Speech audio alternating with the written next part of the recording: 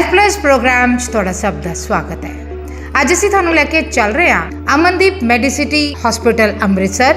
Amandeep Medicity ਇੱਕ ਅਤੀ ਆਧੁਨਿਕ ਸਿਹਤ ਸੰਭਾਲ ਸਹੂਲਤ ਹੈ ਜੋ ਅੰਮ੍ਰਿਤਸਰ ਵਿੱਚ ਸਭ ਤੋਂ ਉન્નਤ ਤਕਨੋਲੋਜੀ ਨੂੰ ਹਮਦਰਦੀ ਭਰੀ ਦੇਖਭਾਲ ਨਾਲ ਜੋੜਦੀ ਹੈ। ਇਹ ਯੂਨਿਟ ਰੋਬੋਟਿਕ ਸਰਜਰੀ, ਬੈਰੀਐਟ੍ਰਿਕ ਸਰਜਰੀ ਔਰ ਕ੍ਰਿਟੀਕਲ ਕੇਅਰ ਸਮੇਤ ਉन्नत ਸਰਜੀਕਲ ਪ੍ਰਕਿਰਿਆਵਾਂ ਵਿੱਚ ਮਾਹਿਰ ਹੈ।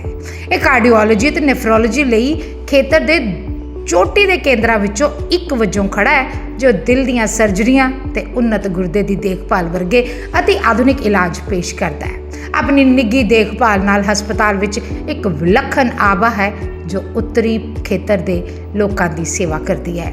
ਇਹ ਸਹੂਲਤ ਸਿਹਤ ਸੰਭਾਲ ਸੇਵਾਵਾਂ ਦੀ ਇੱਕ ਵਿਸ਼ਾਲ ਸ਼੍ਰੇਣੀ ਪ੍ਰਦਾਨ ਕਰਨ ਲਈ ਤਿਆਰ ਕੀਤੀ ਗਈ ਹੈ ਜਿਸ ਵਿੱਚ ਚੰਗੀ ਤਰ੍ਹਾਂ ਨਾਲ ਲੈਸ ICUs ਅਤੇ ਵਿਸ਼ੇਸ਼ ਵਿਭਾਗ ਸ਼ਾਮਲ ਨੇ। ਅਮਨਦੀਪ ਗਰੁੱਪ ਦੇ ਹਿੱਸੇ ਵਜੋਂ ਅਮਨਦੀਪ ਮੈਡੀਸਿਟੀ ਮਰੀਜ਼ਾਂ ਦੀ ਦੇਖਭਾਲ ਵਿੱਚ ਸਮੂਹ ਦੀ ਉੱਤਮਤਾ ਦੀ ਵਿਰਾਸਤ ਨੂੰ ਬਰਕਰਾਰ ਰੱਖਣਾ ਜਾਰੀ ਰੱਖਦੀ ਹੈ, ਜਦੋਂ ਕਿ ਇਹ ਮਲਟੀ ਸਪੈਸ਼ਲਿਟੀ ਸਿਹਤ ਸੰਭਾਲ ਉਦਯੋਗ ਵਿੱਚ ਨਵੇਂ ਮਾਪਦੰਡ ਸਥਾਪਿਤ ਕਰਦੀ ਹੈ। Doctor Avtar Singh AI robotic joint replacement specialist chairman department of orthopaedics Amandeep hospitals and Ujala Cygnus health care services. एक ऐसा नाम जो कि मेडिकल फील्ड ਦੇ ਵਿੱਚ ਇੱਕ ਜਾਣਿਆ ਮਾਨਿਆ ਨਾਮ ਹੈ ਔਰ ਇੱਕ ਜਾਣੇ ਮਾਨੇ ਤੇ ਮੋਸਟ ਸਟੀਮਡ ਸੀਜ਼ਨਡ ਆਰਥੋਪੈਡਿਕ ਸਰਜਨਸ ਦੇ ਵਿੱਚ ਇਹਨਾਂ ਦਾ ਸ਼ੁਮਾਰ ਕੀਤਾ ਜਾਂਦਾ ਹੈ। ਸਾਡੀ ਟੀਮ ਵੱਲੋਂ ਅਮਨਦੀਪ ਮੈਡੀਸਿਟੀ ਨੂੰ ਵਿਜ਼ਿਟ ਕੀਤਾ ਗਿਆ ਤੇ ਇੱਥੋਂ ਦੇ ਡਾਕਟਰਸ ਦੇ ਨਾਲ ਗੱਲਬਾਤ ਕੀਤੀ। ਇਹਨਾਂ ਨੇ ਸਾਨੂੰ ਹਸਪੀਟਲ ਬਾਰੇ ਵਿਸਤ੍ਰਿਤ ਜਾਣਕਾਰੀ ਦਿੱਤੀ ਤੇ ਆਓ ਚੱਲਦੇ ਹਾਂ ਅਮਨਦੀਪ ਮੈਡੀਸਿਟੀ अमृतसर। अपना चैनल पे आपका स्वागत है। आज हम आए हैं Amandeep health care private limited Amritsar और हम देख सकते हैं कि एक ऐसा वेंचर जिसमें हर तरह की फैसिलिटी मौजूद है।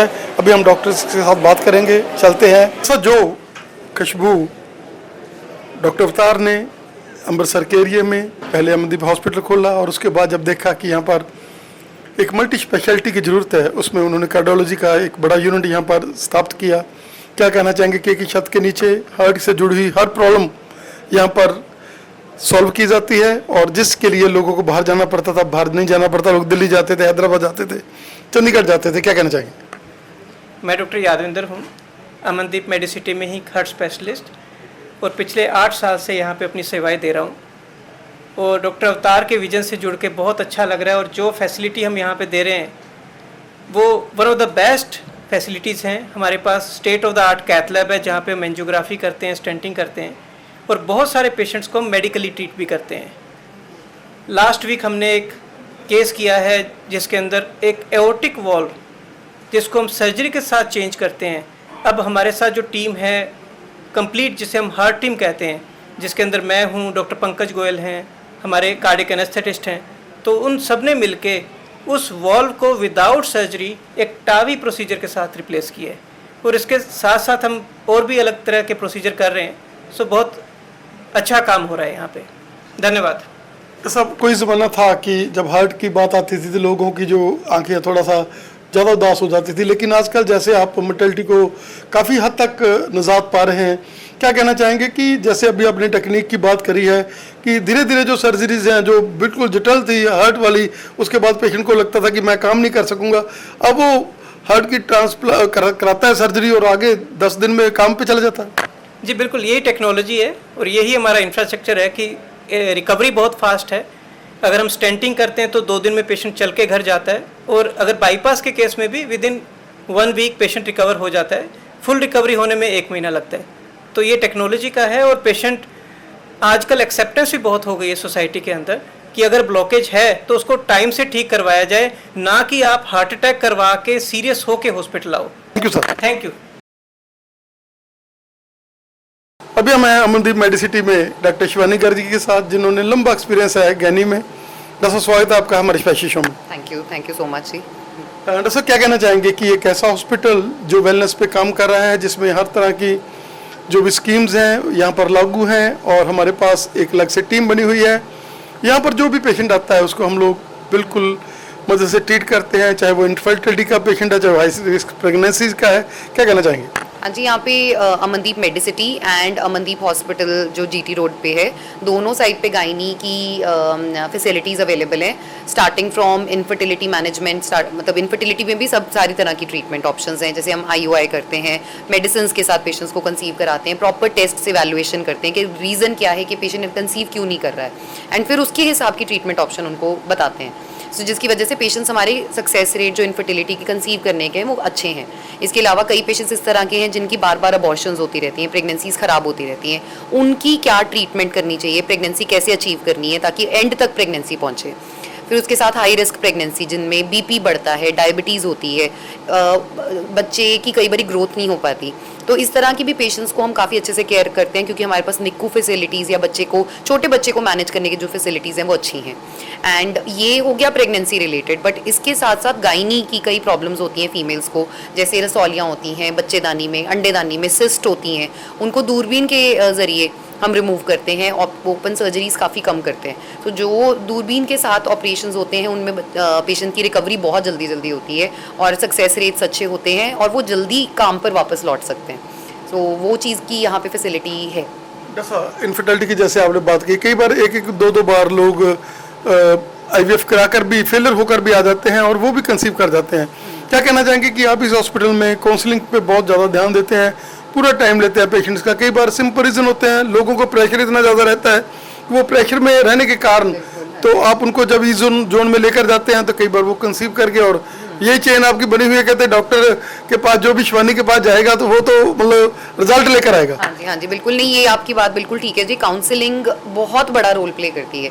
नॉर्मली पेशेंट्स क्या बोलते हैं कि हम किसी के पास गए, उन्होंने हमसे बात तक नहीं की, हमसे पूछा तक नहीं कि हमारी प्रॉब्लम कहाँ है। वो कई बार बात करते करते कोई ना कोई छोटी मोटी प्रॉब्लम ही नज़र में आ जाती है कि वो किस टाइम पे रिलेशन बना रहे नहीं बना रहे, कौन सी कोई दवाई कई बार पेशेंट ही गलत खा रहा होता है, बहुत फैक्टर्स होते हैं। सो 5 मिनट OPD में अगर एक्स्ट्रा हम पेशेंट के साथ लगाते हैं, उसी के साथ ये देखा गया कि रिजल्ट्स काफ़ी अच्छे बेटर मिल जाते हैं। सो उसमें रीज़न भी पकड़ के आ जाता है, प्लस पेशेंट को समझ में आता है कि मेरी ट्रीटमेंट चल कैसे रही है और मेरे साथ आगे क्या होने वाला है, तो फिर इसीलिए उसका रिजल्ट बेटर मिलता है। जैसा हाई क्लास OTs, हर तरह का जो मॉडर्न फैसिलिटी यहाँ पर लेप्रोस्कोपी सर्जरी के लिए जैसे आप सक्षम है, जो भी लेडी के साथ संबंधित है, एंडोमेट्रोसिस के ऐसे केस, ऐसे चॉकलेट सिस्ट, आपने ऐसे अपनी जिंदगी, क्योंकि आपने पहले 40s में आप लुधियाना में थे, वहाँ भी आपने बहुत बड़ी सेवा की है और बहुत फ्लो था वहाँ पर भी पेशेंट का, यहाँ पर भी बहुत फ्लो है। क्या कहना चाहेंगे कि धीरे धीरे हाथ है जो और भी जो साफ होता जा रहा है, और यहाँ टीम वर्क भी जो है बहुत बढ़िया है, राउंड द क्लॉक एनेस्थीसिया वाले हैं यहाँ पर। हाँ जी बिल्कुल नहीं, लैप्रोस्कोपी सर्जरी खास करके it is basically a team work. आप अगर नॉट दैट मतलब लैप्रोस्कोपी नहीं, खैर कोई भी सर्जरी अगर मानो तो वो एक टीम वर्क के साथ होती है। सारा टीम में सर्जरी कौन कर रहा है, आपका साथ वाला कौन, असिस्टेंट कौन है, ठीक है, सारी एनेस्थीसिया टीम कैसी है, ICU बैकअप कैसा है, ब्लड की फैसिलिटीज़ हैं कि नहीं है, तो वो सारी चीज़ें एक साथ होना बहुत ज़रूरी है पेशेंट की बेटर आउटकम के लिए। तो वो सारी फैसिलिटीज़ हॉस्पिटल में बहुत अच्छे से अवेलेबल हैं, इमरजेंसी फैसिलिटीज़ बहुत अच्छे से अवेलेबल हैं।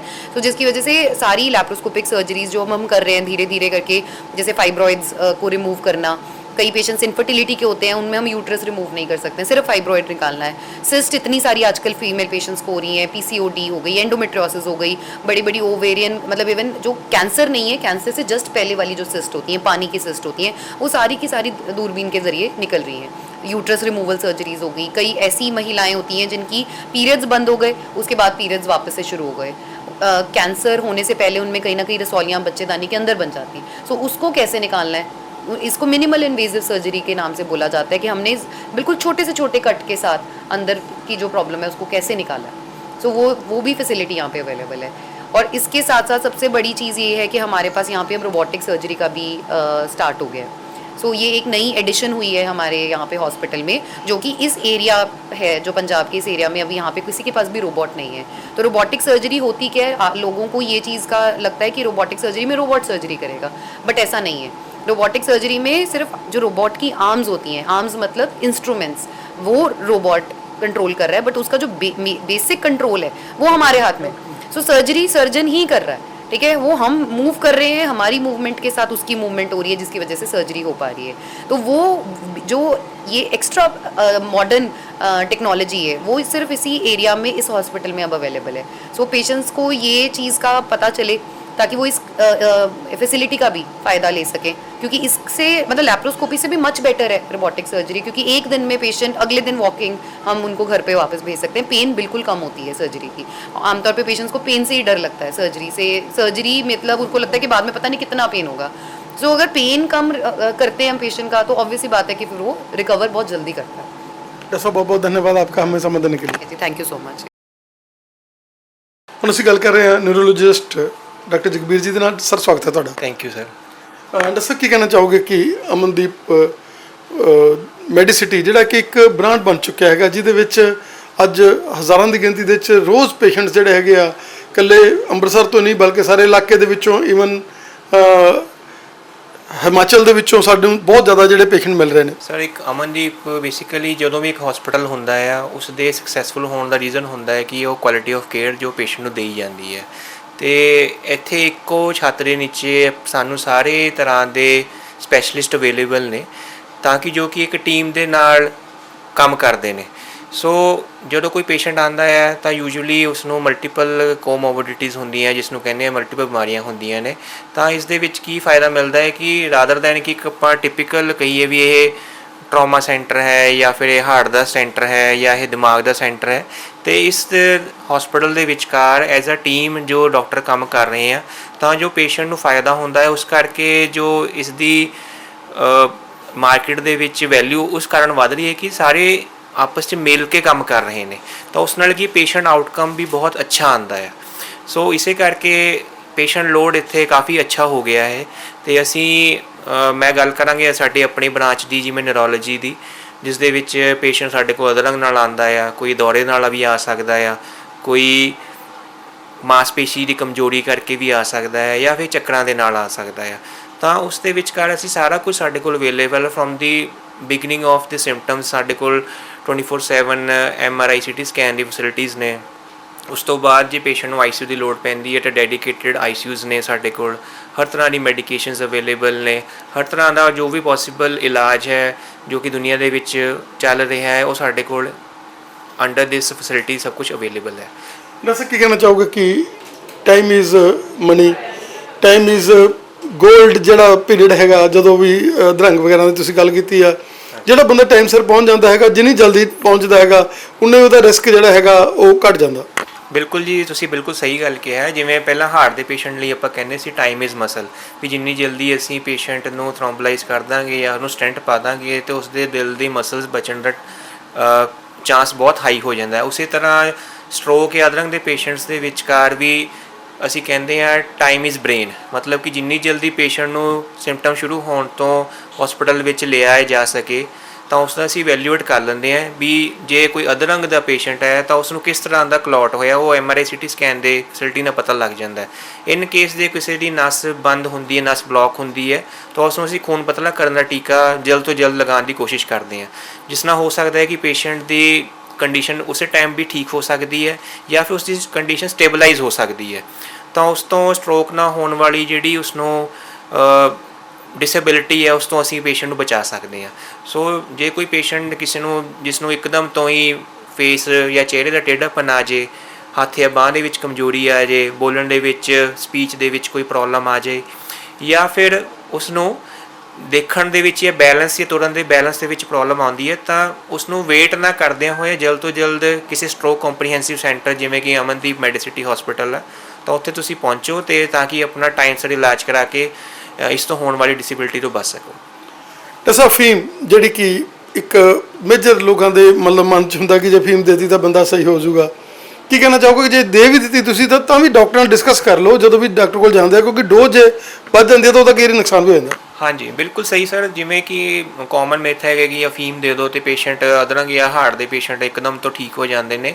ਦੇਖੋ ਇਹ ਜ਼ਰੂਰੀ ਨਹੀਂ ਹੈਗਾ। ਜਿਵੇਂ ਕਿ ਸਟ੍ਰੋਕ ਦੇ ਪੇਸ਼ੈਂਟਸ ਦੇ ਵਿੱਚ ਵੀ ਕਈ ਵਾਰੀ ਕੀ ਹੁੰਦਾ ਹੈ ਕਿ ਕਲੌਟ ਫਸਣ ਤੋਂ ਬਾਅਦ ਇੱਕਦਮ ਨਿਕਲ ਜਾਂਦਾ ਹੈ ਅਤੇ ਸਾਨੂੰ ਲੱਗਦਾ ਕਿ ਅਫੀਮ ਨੇ ਅਸਰ ਕਰ ਲਿਆ ਜੀ, ਬਟ ਜੇ ਉਸ ਦੀ ਓਵਰਡੋਜ਼ ਹੋ ਜੇ ਤਾਂ ਹੋ ਸਕਦਾ ਕਿ ਪੇਸ਼ੈਂਟ ਨੂੰ ਕੁਛ ਮਾਨਸਿਕ ਤੌਰ ਤੋਂ ਥੋੜਾ ਉਹਨਾਂ ਦਾ ਸੈਂਸੋਰੀਅਮ ਹੈ ਜਿਸ ਨੂੰ ਹੋਸ਼ ਕਹਿੰਦੇ ਉਹ ਡਾਊਨ ਹੋ ਸਕਦਾ ਹੈ ਤੇ ਸਾਨੂੰ ਇਹ ਪਤਾ ਲੱਗਣ ਦੇ ਵਿੱਚ ਬਹੁਤ ਮੁਸ਼ਕਿਲ ਆਉਂਦੀ ਹੈ ਉੱਦਾਂ ਦੇ ਪੇਸ਼ੈਂਟਸ ਦੇ ਵਿੱਚ, ਸਪੈਸ਼ਲੀ ਜਦੋਂ ਕਿ ਪੇਸ਼ੈਂਟ ਨੇ ਡਿਸਕਲੋਜ਼ ਨਹੀਂ ਕਰਿਆ ਹੁੰਦਾ ਕਿ ਅਸੀਂ ਲਿੱਤਾ ਹੈ ਕੁਝ। ਫਿਰ ਸਾਨੂੰ ਇਹ ਪਰੇਸ਼ਾਨੀ ਆਉਂਦੀ ਕਿ ਕਿਤੇ ਜਿਹੜਾ ਹੋਸ਼ ਘਟਿਆ ਉਹ ਅਫੀਮ ਦੇ ਨਾਲ ਘਟਿਆ ਹੈ ਕਿ ਉਹ ਬਿਮਾਰੀ ਕਰਕੇ ਘਟਿਆ। ਸੋ ਇਸ ਦੀ ਅਸੈਸਮੈਂਟ ਥੋੜੀ ਡਿਫਿਕਲਟ ਹੋ ਜਾਂਦੀ ਹੈ। ਐਜ਼ ਪਰ ਰਿਕਮੈਂਡੇਸ਼ਨ ਜਿਹੜੀਆਂ ਕਿ ਗਾਈਡਲਾਈਨਸ ਨੇ ਜੋ ਵੀ ਅਮਰੀਕਨ ਹਾਰਟ ਐਸੋਸੀਏਸ਼ਨ ਜਾਂ ਅਮਰੀਕਨ ਸਟ੍ਰੋਕ ਐਸੋਸੀਏਸ਼ਨ ਦੀਆਂ, ਉਹਦੇ ਵਿੱਚ ਅਫੀਮ ਦਾ ਕੋਈ ਐਸਾ ਡੈਫੀਨਿਟ ਰੋਲ ਨਹੀਂ ਹੈ ਸਰ। ਡਾਕਟਰ ਸਾਹਿਬ ਬਹੁਤ ਬਹੁਤ ਧੰਨਵਾਦ ਤੁਹਾਡਾ ਸਾਨੂੰ ਸਮਾਂ ਦੇਣ ਦੇ ਲਈ ਔਰ ਇਨੀ એનર્ਜੀ, ਕਿਉਂਕਿ 3 ਵੱਜ ਗਏ ਪਰ ਤੁਹਾਡੀ એનર્ਜੀ ਲੈਵਲ ਜਿਹੜੇ ਆ ਨਿਊਰੋਲੋਜਿਸਟ ਦੇ ਪੂਰੇ ਹਾਈ ਨੇ। बहुत ਤੁਹਾਡੀ ਅੱਖਾਂ ਦੇ ਵਿੱਚ ਉਹੀ ਗਲੋ ਹੈਗੀ है। Thank you sir, thank you so much. अभी हमें नवनीत जी के साथ, नवनीत जी स्वागत है आपका। हेलो सर, कैसे हैं आप?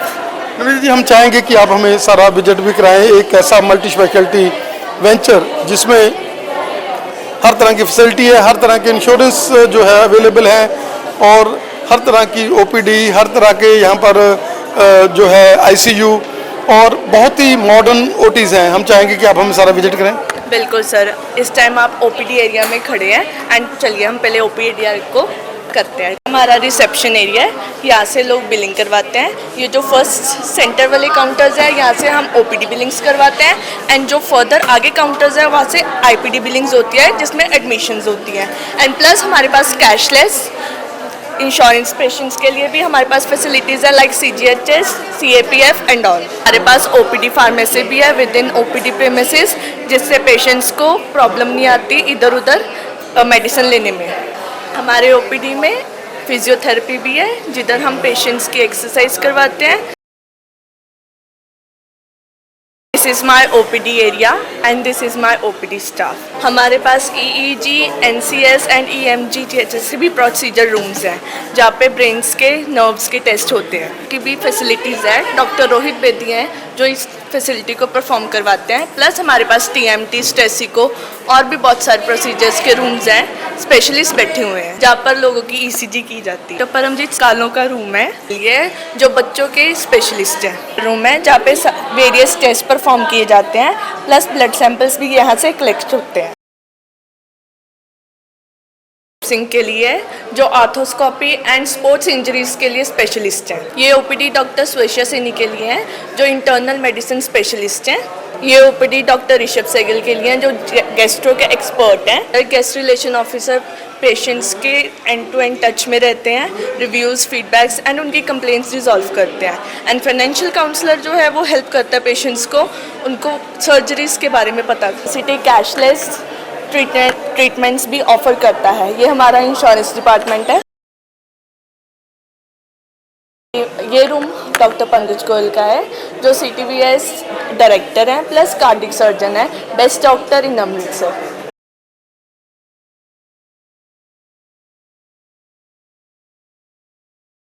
रूम है जहाँ पर CT जैसे कई प्रोसीजर्स परफॉर्म किए जाते हैं। एक ही मशीन है जिसमें various procedures and MRIs perform होते हैं।